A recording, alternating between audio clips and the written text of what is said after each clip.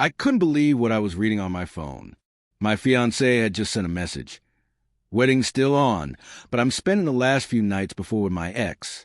I stare at the screen, the faint glow cutting through the dim living room, and for a moment it felt like the air had been sucked out of the apartment, leaving only the echo of my heartbeat.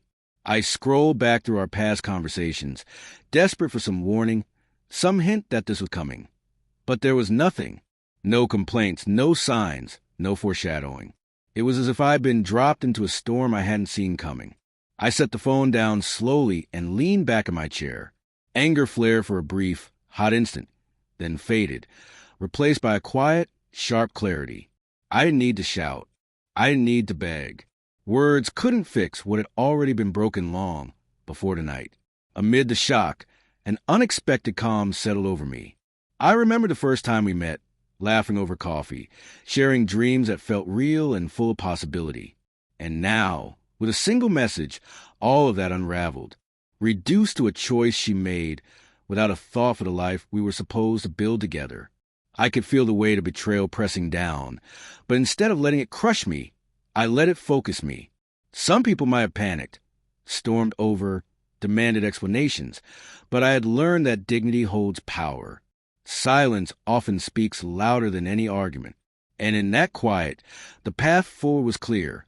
Whatever she chose, it no longer included me. The next morning, I awoke not in anger or tears, but with quiet resolve. Her side of the bed was untouched, the apartment carrying a hollow sense that this moment had been waiting to arrive. I poured coffee, letting its aroma anchor me to something solid, something mine. Outside, the city carried on, indifferent to the storm inside me. That was the first truth I accepted. Life doesn't stop for heartbreak, and neither would I. I didn't confront her. I didn't reply immediately. I let the hours stretch, letting calm grow in the spaces between. I remember my father's words from long ago. Never chase someone who chooses to walk away. That morning, I understood them fully.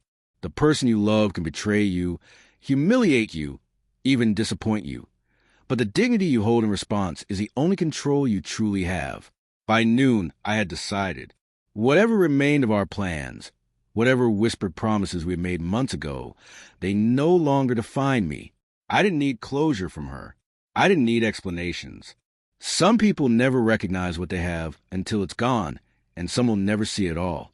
I moved through the day carrying a quiet weight, refusing to let it break me. Friends called. Messages came through, invites to meet, to talk, to reconcile. I declined them all. I didn't need witnesses to my pain. I needed silence. I needed to remember that strength and clarity come from walking away before chaos consumes you. By evening, I felt collected enough to leave the apartment. I didn't pack her things. I didn't erase our memories. I simply stepped out, each step deliberate, each breath steady. The streets were alive, people rushing home, cars honking, lights flickering. But I felt lighter. The storm inside me had passed, leaving a cold, clear sense of what was mine to control.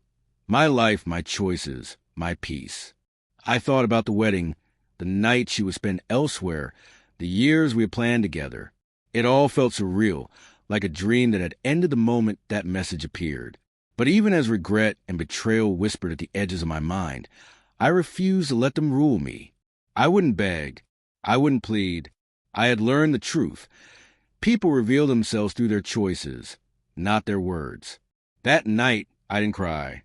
I didn't scream. I didn't even reply. I simply walked past the places we had dreamed of together. The cafe where we first met, the little park where picnics were planned. Everything looked the same, yet nothing was the same.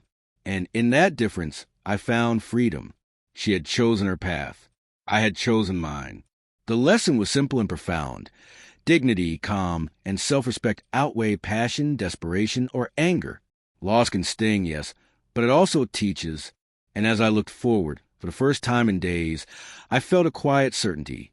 Life, in all its unpredictability, had already begun tilting in my favor. I let the night settle around me, not as an ending, but as a new beginning. And I knew, without a doubt, that I would never look back.